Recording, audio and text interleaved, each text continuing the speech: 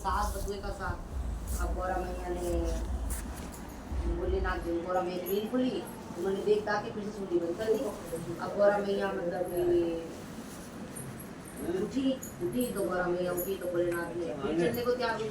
जब चल रही है तो देख रही है कि फिर पूछा कि गौरा आपने क्या खाया, आपने क्या खाया? अरे ना, कोई भी एक ही क्वेश्चन बात तो चिड़चिड़ापन हो जाता है।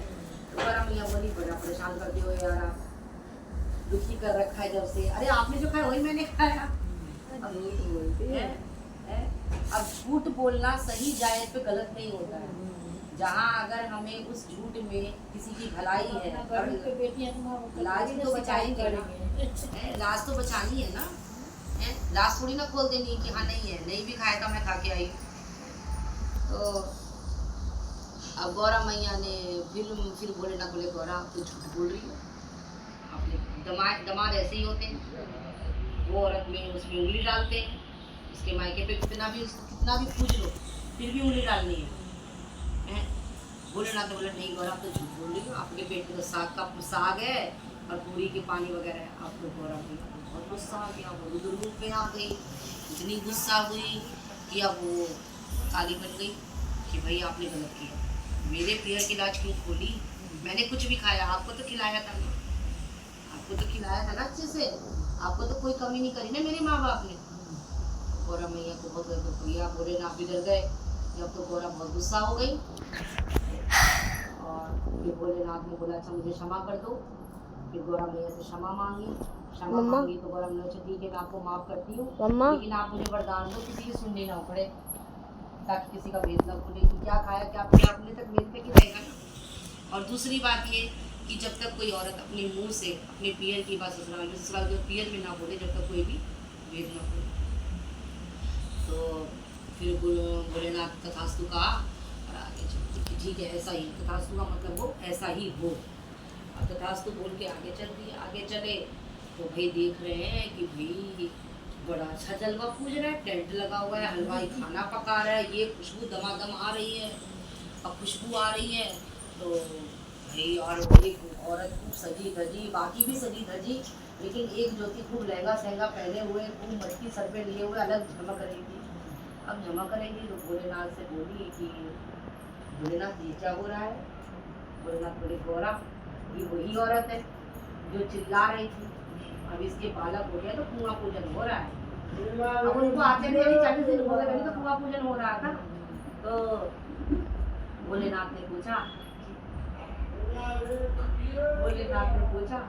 ये भोलेनाथ से बोली कि अच्छा ऐसा होता है? हाँ, जब बालक हो जाता है तो कहाँ गई दर्द पीड़ा, वो सब कुछ याद नहीं रहता है। जब तक बालक होता है तब तक ही दर्द पीड़ा होती, बालक होने के बाद थोड़ी बहुत जो भी दर्द पीड़ा हो रही होती है वही बालक होते के सब दर्द दूर हो जाता है। दर्द में भी माँ जो होती है वो सब कुछ भूल जाती है। तो जलवा पूछ रहा था, गौरा मैया को बड़ी, एक तो बालक को भी देख लिया और ऊपर से सबको देखकर अब मन में उछल उछल हो रही कि वो कितना प्यारा लग रहा है और सब कुछ मेरे पास भी होना। आगे चली तो देख रही है कि जंगल आ गया। वहां तो कुछ नहीं बोल सकती थी,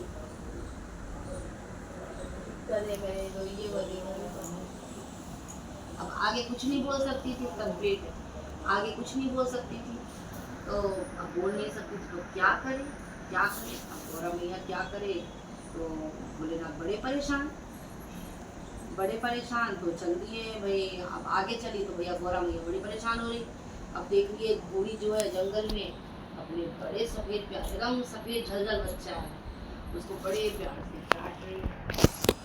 जैसे गाय का बछड़ा कितना सुंदर लगता है, ऐसे ही घोड़ी का बछड़ा भी उतना ही प्यारा सुंदर लग रहा है। अब घोड़ी अपने बच्चे को चाट रही है। अब वो हाथ से तो प्यार करेगी नहीं, उसको जीभ से ही चाट के प्यार करेगी। तो उसको प्यार तो हाथ पड़ के वो तो जीभ से ही चाट के प्यार करते हैं। तो वो अपना जीभ से चाट रही है, बच्चे को सहला रही है। अब बच्चे को सहला रही है,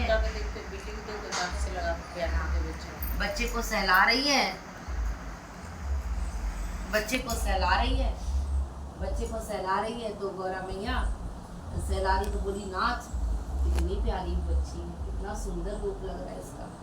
तो घोड़ी का बच्चा है तो बोले गौरा ये वही घोड़ी है जिसको दर्द ठीक कर दो, देखो अब कितने सुंदर से बालक हुआ है।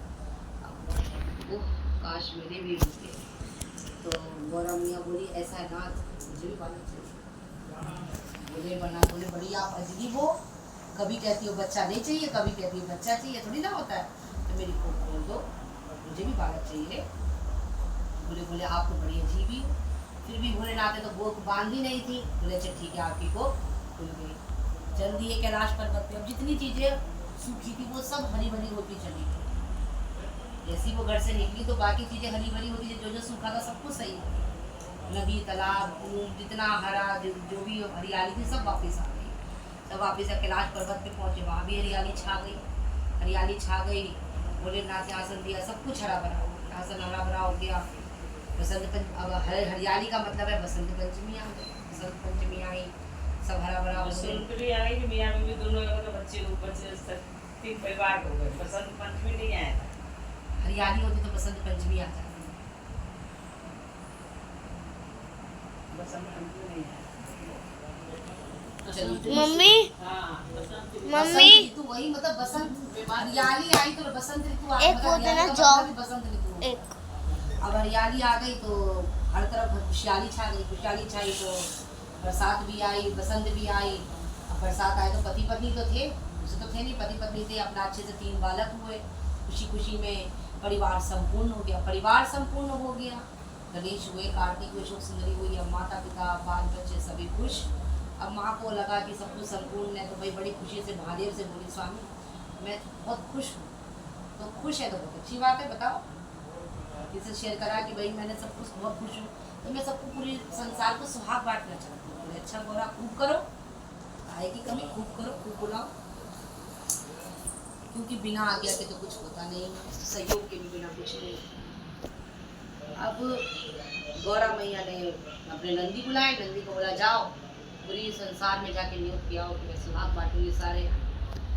पूरी नगरी को जाके, पूरे संसार में जाके न्योता दे दिया कि कल गौरा मैया सुहाग बांटेंगे। सभी को यहाँ ढोल नगाड़ा बजवा दिया। सारी पब्लिक पहुँच गई। अब पब्लिक पहुँच गई तो पब्लिक पहुँची।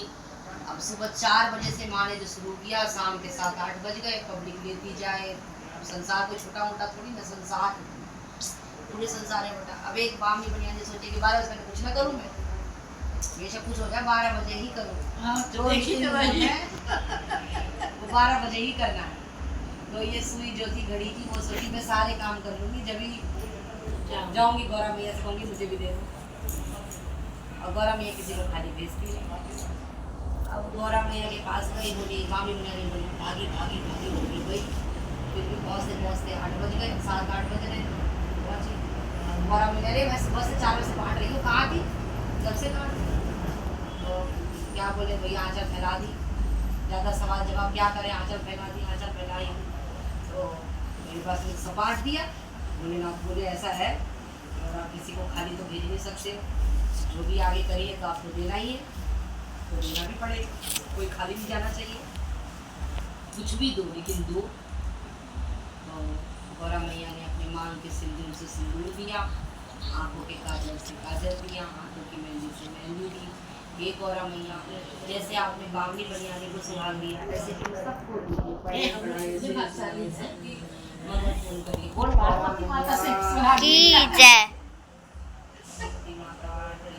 उन्हीं को दिया हुआ सारे से मेरी क्या है, सब उन्हीं को दिया हुआ है सारे। बोल बोल बोल जल्दी बोलना। बोलना सिखाया ना, बोलो ना तो बोलना जल्दी। एक बार की बात है, एक बच्चा था, वो चिमटी में चावल और चम्मच में थोड़ा सा दूध लेके घूम रहा था। वो सब सिंहासन छोड़ के नीचे बैठो। सबने वो बोल रहा था कि कोई मेरी खीर बना दो, कोई मेरी खीर बना दो, लेकिन कोई बना नहीं रहा था क्योंकि सब अपने काम में बिजी थे। और फिर लेकिन एक वो बुढ़िया थी, वो उसके पास कोई काम नहीं था तो अपनी चौखट पे बैठ रखी थी, दरवाज़ा खुला था। तो उनने बोला कि आजा बेटा मैं तेरी खीर बना देती हूँ। तो जब उनने ऐसे बोला तो फिर गणेश जी उनके घर में पधारे। फिर उनने बोला कि माँ तेरे पास जितना भी बड़ा वो है ना कढ़ाई, वो निकाल, उसके अंदर बनाइयो। तो जो माँ थी उन्हें बोला कि बेटा तेरे तो बड़े ड्रामे हैं, एक तो इतना सा चावल और दूध लेके घूम रहा है, ऊपर से ड्रामा कर रहा है। ऊपर से बोल रहा है कि बड़ी सी कढ़ाई में बना। तो ऐसा बोलते ही फिर ऐसा बोलने के बाद गणेश जी जो थे तो उन्हें बोला अरे माँ तू निकाल तो सही। उसके बाद जब उन्हें डाला तो फिर वो अपने आप ही ऊपर आ गई। उसके बाद फिर उन्हें बोला जा माँ तू सारी नगरी को न्योत के आ जा। माँ ने बोला कि बेटा इतनी सी तो खीर है, उसमें नगरी को क्या ही नोतूंगी मैं। तो उन्हें बोला अरे बेइज्जती और करा देगा उसके हाँ। तो उसके बाद फिर वो जो गणेश जी थे उन्हें बोला अरे माँ तू न्योत के तो आ। जब वो न्योत के आई तो जब वो न्योतने आई तो सबने खाई।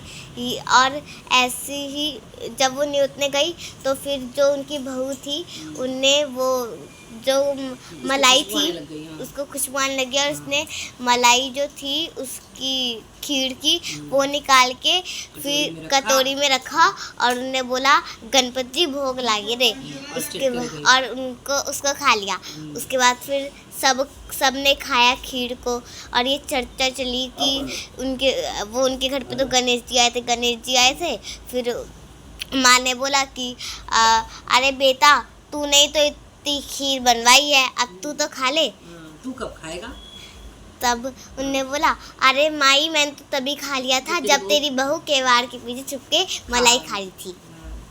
तब उसके और वो गायब हो गए। उनका ध्यान हो गया। और उसके बाद यही खबर राजा के पास पहुंची कि गुड़िया के घर पे तो गणेश जी आए थे। तो ये बात जब राजा के पास पहुंची तो उनको बुढ़िया को बुलाया कि मेरे उसमें। तो बुढ़िया ने बोला आज तो मेरी फांसी तय है, क्योंकि एक तो पाप भी लग गया, ऊपर से मेरी बहू ने इतना बड़ा वो गलती करा, ऊपर से हमें पाप भी लग गया, इसलिए आज मेरी फांसी तय है। उसके बाद उनने बोला कि जब तेरे जैसे गरीब के घर में गणपति जी आ सकते तो मैं तो राजमहल है तो वो क्यों नहीं आ सकते।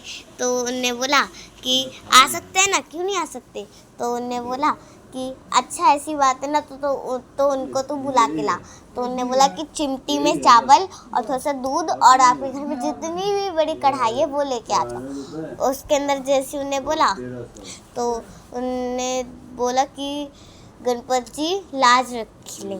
सबको बोला कि दरबारियों को सब बोलना कि गणपति महाराज की जय।